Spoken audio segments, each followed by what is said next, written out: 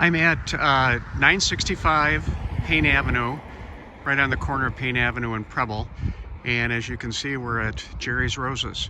So Jerry has a holiday coming up on the 14th of February, and I thought we'd go in and see what he was up to for this upcoming holiday. So Jerry's Roses is located in the Railroad Island neighborhood, essentially across the street from Sweet Hollow Park.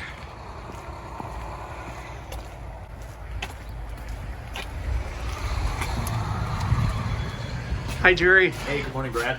Do you have a moment? I have a moment. So I thought we'd kind of come in and talk about your upcoming holiday. Oh, yeah, is something coming up? Yeah, yeah. Yep. So, and we're not talking about Groundhog Day either.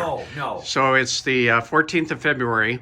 And we did a video previously, but maybe just as a refresher, could we start out and where you could talk about the building? Sure. And your business. Sure.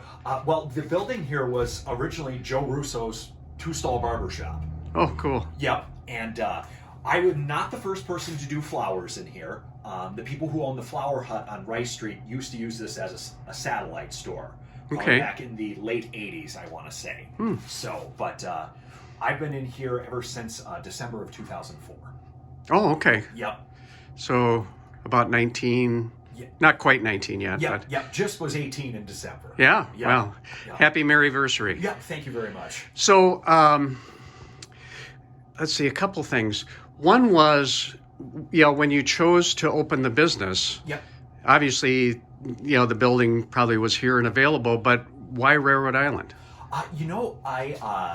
I've got a little bit of background in the area, both kind of in my previous flower ventures, and my dad actually owned a wholesale produce business, which is kind of by where Northwestern is now, kind of where the old Bongiorno's was. Oh, there, yeah. Kind of by Regent's Hospital. Oh, okay. So I remember sitting up at the bar at Serlin's as a little kid when I'd go visit my dad at work.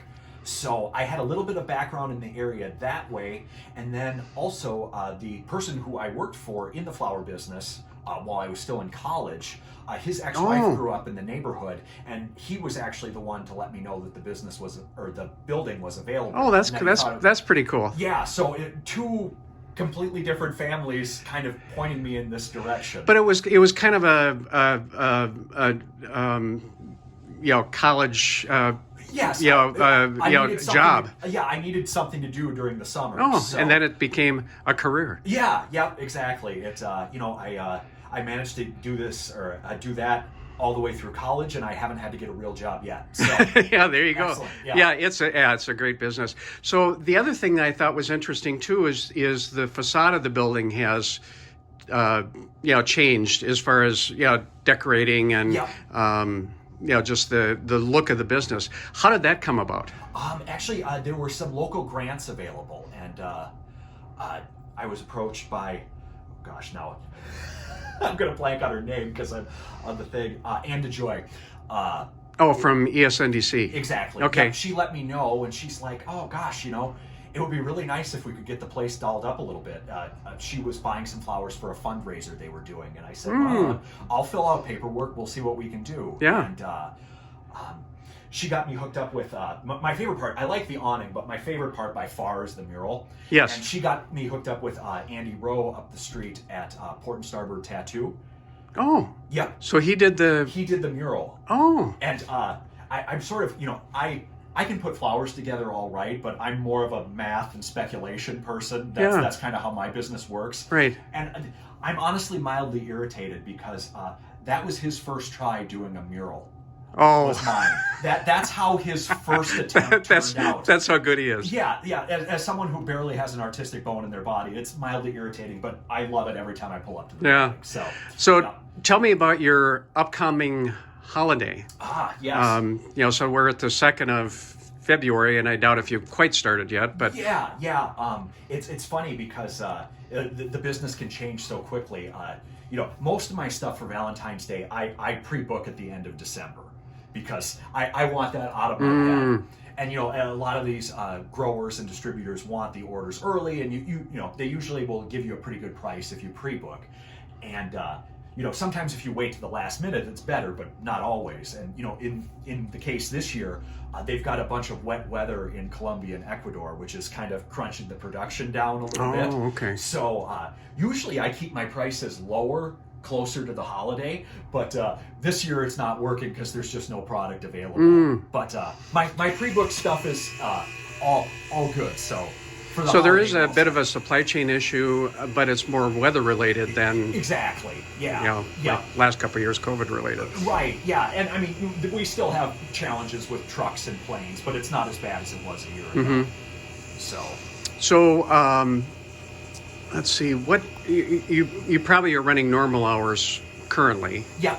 And those are 8:30 to 5 during the week, and then 9 to 3 on Saturday. The only difference will be I'll be open from 10 to 3 on Saturday because there's some things the Saturday before Valentine's Day, because there's a few things in the morning I have to get taken care of before I come in. But and we usually run a little later on the 13th and 14th. Oh, sure. I only advertise till 5 o'clock because sometimes we run low on stuff, and I don't want anybody to plan on coming later than that. Show up, stand in line. Exactly. Yeah. But so we're open for basically our normal business hours, and I always recommend people come early. There'll be one person for about every 4 that are there on the day of. So if you want a quieter day to come in, I'd recommend Monday, but almost everybody waits till the last minute. So I think I can't remember if I'm a procrastinator or whether I try to do it the day before. The challenge is somewhat hiding them, right, in a sense, and you don't want to put them out in the garage either. But no, especially depending on how the weather's been lately. But and to be fair, it's kind of an experience to come on the day of, because you get to find a place to park, you get to wait in line outside, and everybody's making jokes about how they all waited to the last minute and stuff. I think some of the people just come on the day of for the experience too, just to kind of see all the chaos. So tell a little bit of caring of your roses once you pick them up and take them home, essentially. Yeah. In general, you've got a good 3 to 4 hours to put them in water. They can be dry for a while. Make sure you cut at least an inch off the ends. Make sure you use something nice and sharp so the ends don't get pinched. Oh, sure. And ideally, you want to cut them underwater, and what that does is it prevents the stem from drawing in air, which sometimes if the stem draws in too much air, you kind of get the rose heads that droop. That's from air getting in the stem. You're basically giving the rose a stroke, sort of thing. Yeah. So you want to do that. Make sure the water's nice and clean. Make sure to use the food that we include.